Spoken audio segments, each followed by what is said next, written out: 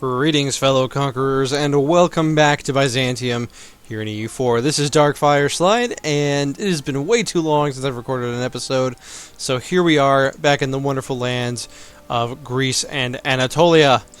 We've just taken some land from the Georgians here in the Caucasus, and now we have our ambitions set on a very specific place, a place you might have heard of, a place by the name of Roma. A place we have a rightful claim to. A place we will be attempting to retake soon. For the time being, however, we've just gained a bunch of force limit. We have a lot of manpower incoming. I mean, we're making 1,000 a month, which is just a lot. Wallachia wants military access. I mean, why not? Whoa! Alright, Wallachia no longer has allies.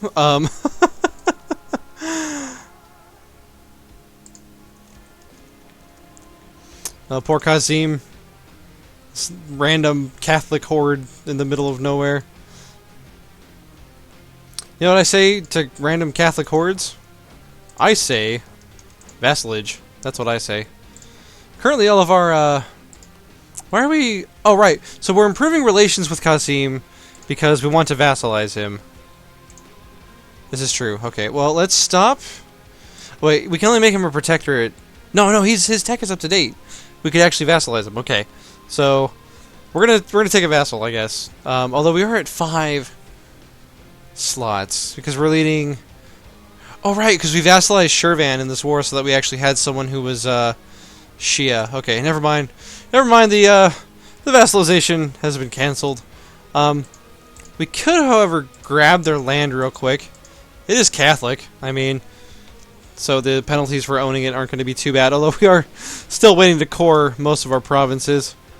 Move the army over there, just in case. Alright, Russia has been discovered building a spy network, not really surprising. We have a very, very scary Russia this time around. Alright, we've converted the heretics of Sofia to the one and only true faith. We'll just keep hopping on the conversion train. Now, one of the great things about retaking Roma is that once we do take it, wow, 44... development. That is insane. Wow.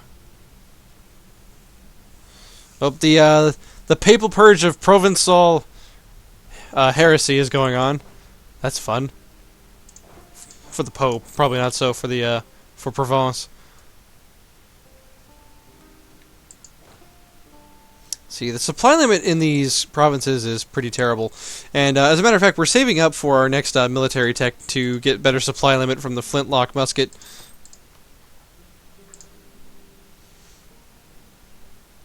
Got our Byzantine guys. Some people think that these look really Turkish for some reason. And, you know, I hate to say it, and a lot of, you know, Greeks are going to be, like, really pissed at me for saying this, but, like, there are some similarities, you know, between the two cultures just by virtue of being, well, not the cultures, but, like, in the appearance of the two, like, cultures, just because, you know, there's proximity, and proximity usually leads to, you know, things being similar, such as, you know, Japanese and Chinese. Oh, whoa, Ming exploded. Holy crap. Sorry. Like, excuse my random tirade about Greeks and Turks being similar, and I'm trying to offend my audience. Let's look at Ming for... Ming blew up.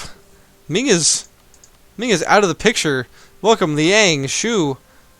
Well, there's actual Shu, and then there's Chu, and then there's Ning, and Yue, and Min, and Wu, and Miao, and Chang Shang, and Dali. Utsong is still alive, and holy Bengal! Well, it looks bigger than it is, but still, Bengal survived. What a fun rest of the world. Look, oh my god, we have a unified Japan! And it looks like the Ashikaga shogunate has survived and allied Ming!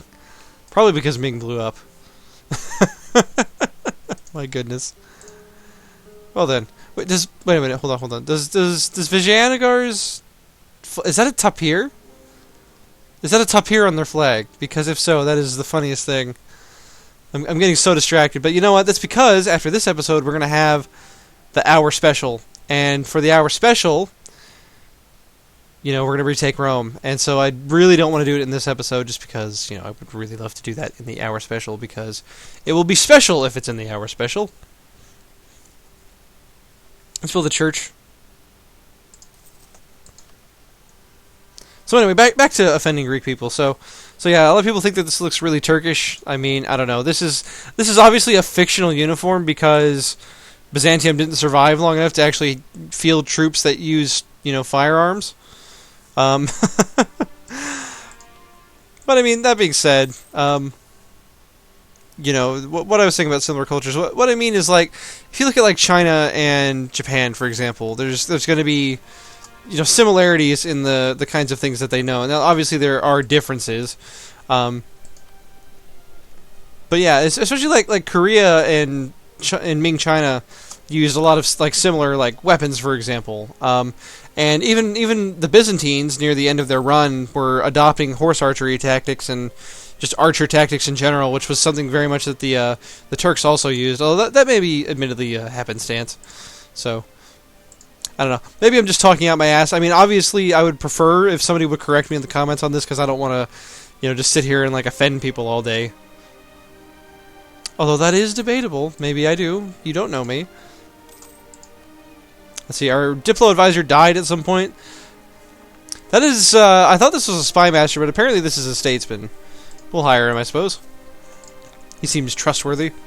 We have 1 ducat in the Byzantine treasury. Anne ducat. Looks like the provinces we've taken from Georgia are less than happy at their annexation, but that's okay. They're people, but they're not as much of people as the people that are in in Greece, because that's how accepted cultures work. But it's okay because it's 1600, right? All right. Oh man, infantry and cavalry cost up. Rip my income, I guess. Yep, the Emiratian separatists are rising up. Alright, we can pick up the flintlock musket, which is cavalry shock +1, and more importantly, supply limit +50%. Oh. Thank God. Wow, these provinces actually have supply limit now. This is amazing. Look at that, 5750. Oh. We should be so lucky. You may be asking, Dark, why are you building so much artillery? You're insane. Well, no. We have 30 combat width at the moment. And so having that many cannons means that we're going to be able to actually fill up our back line. And it's important because that means that the amount of damage we do in the fire phase is going to be very, very significant. As long as we don't actually exceed the front line, that would be less than ideal if we were to do that. I think I am actually going to go ahead and recruit a couple more infantry, just to kind of pad the front line a little bit more. Should I be building buildings to improve my income in the meantime? Yeah, probably, but you may also be asking, Dark, why aren't you expanding right now? Well, we have a bunch of rebels about to fire, and I really do want to just prepare for the war with the Papal State to take Roma. Again, the Papal State not really allied with anyone too dangerous that we know of. Unfortunately, wait, why is France defending them? Oh, their independence is guaranteed by France. Well, that just sucks. Why would you do this, France? I trusted you. And you've betrayed me in one of the coldest ways I could possibly think of. Well then. You know what? We're not gonna take Roma back. You know what we're gonna do instead? We're gonna go attack Spain. Yep.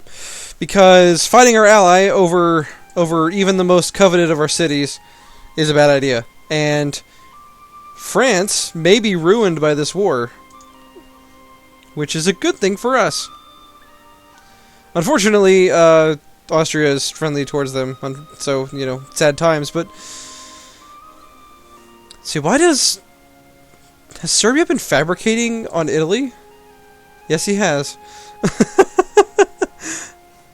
Hey, man, you give us some Italian clay, you'll be very pleased. It will be a good time. Don't worry about it. Alright, we're tagging into the mountains across a river. Not my best, strategic maneuver. Arguably one of my worst. But we apparently avoided the river thanks to our maneuver. Kill off those rebels. Combine this stack for the uber Byzantine death blob of some Ottomanness, admittedly. Oh yeah, the combat width is no longer restricted in this patch. Woohoo!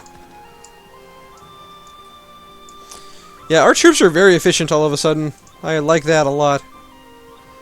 So do we have anywhere... Let's see, this army could go to here and they'd be fine, so let's go ahead and move them that direction. And the conversion train keeps on rolling. Oh hey, there's a tooltip now for missionary strength. Beautiful.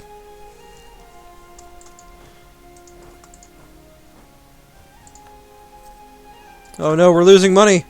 Quick. Stop paying the troops. God damn it, man. Sorry, we'd go into debt otherwise.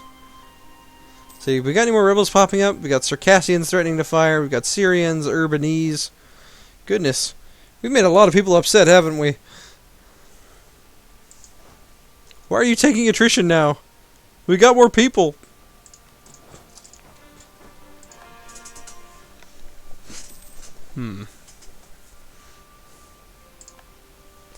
So this is kind of like the pivotal point, right? Like, we really do need to decide, like, are we going to attack Spain now, or are we going to go for the Papal State? The problem, that really is such a big issue, though, because... Man, if only France were involved in, like, another war or had a reason not to join.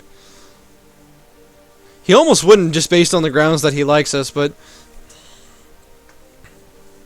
Can we demand that the Papal State breaks his alliance?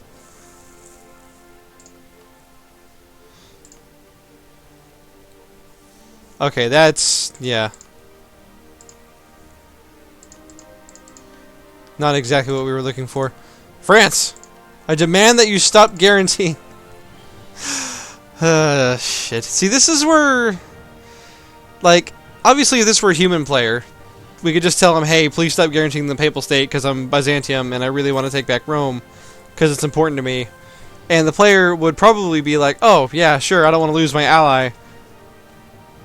Or maybe he would be just, you know, a complete dick about it. Let's see, we could lose 250 ducats for national unrest until the death of Bayonets. -1 unrest is quite useful indeed. Oh dear. Okay. Well, the game decided to keep going without me. I didn't think that the game was running. But okay, sure. We accepted. There are much worse things than getting -1 unrest, so not all bad news. Not all bad news in the least. All right, now what's our loan looking like? Oh, you know, 700 ducats. Sure. All right, well, let's go ahead and kill military maintenance. Start making 27 ducats a month. Lol Kappa XD. I mean, we're basically the Ottomans, just like 200 years later in the start. Our Basileus is now fertile. I mean, we've already got an heir, so guess it's not really that useful. Let's see, would our heir be a good general? Let's find out. He's a 454. He's a great general. Nice. What our king himself? He's a 5-2. Got some great generals, man. All right, Byzantium gains a claim on Abruzos, and we gain 10 prestige. So, yeah, you know, I think as much as I would love to take back Rome, the only way we could do that is if we attacked one of his allies, and none of his allies are close enough that we could actually attack. So we'd be declaring an OCB war, which is 20 aggressive expansion by itself. Not to mention that the Papal State wouldn't be a co-belligerent, so we'd have to deal with that as well. In addition to -2 stability. So, we're going to attack the Spanish instead. That's going to be our 1 hour special. So, hope you guys are looking forward to that. We could become Defender of the Orthodox Faith. Think about it. It would give us an extra missionary, but I don't know. I feel like Russia's going to do something. See, we could lose 25 admin and Hungary gets help, or Hungary can hate us. Sure, let's help him out. Let's be a pal. You know, best bro Byzantium. No problem. Of many helpings. Okay, well, I'm going to wrap it up here because we are in the position we need to be. We have plenty of manpower, good, healthy amount of ducats, even though we have a loan. And we're ready to attack the Spanish once we move these troops into position. So, thank you for joining me, my fellow conquerors, and on the next one, we're going to have a very epic time in the 1 hour special. So, I'll see you then, and Godspeed.